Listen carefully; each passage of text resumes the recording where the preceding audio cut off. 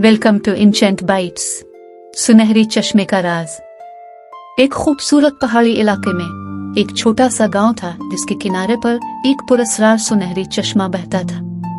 कहा जाता था कि इस चश्मे का पानी खास है और जो भी इसका पानी पिए इसकी तमाम मुश्किलात हल हो जाती है। गांव में एक गरीब लड़की ज़ैनब अपने बीमार वालिदैन के साथ रहती थी। ज़ैनब ने सुनहरी चश्मे के बारे में सुन रखा था और उसकी ख्वाहिश थी कि वो इसका पानी हासिल करे ताकि अपने वालिदैन की बीमारी का इलाज कर सके। मगर सुनहरी चश्मा तक पहुंचने के लिए लंबा और मुश्किल सफर तय करना पड़ता था। एक दिन ज़ैनब ने हिम्मत करके इस सफर का आगाज किया। रास्ते में इसे बहुत सी मुश्किलात का सामना करना पड़ा, तेज धूप, जंगली जानवर और पथरीले रास्ते। मगर उसने हिम्मत न हारी और मुसलसल आगे बढ़ती रही। रास्ते में इसने दूसरों की मदद भी की जिन्हें मुश्किलात पेश आए।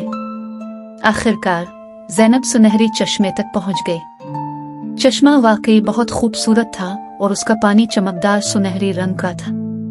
ज़ैनब ने चश्मे के पास जाकर पानी पिया और अपने वालिदैन के लिए पानी भरकर वापस गांव की तरफ रवाना हुई।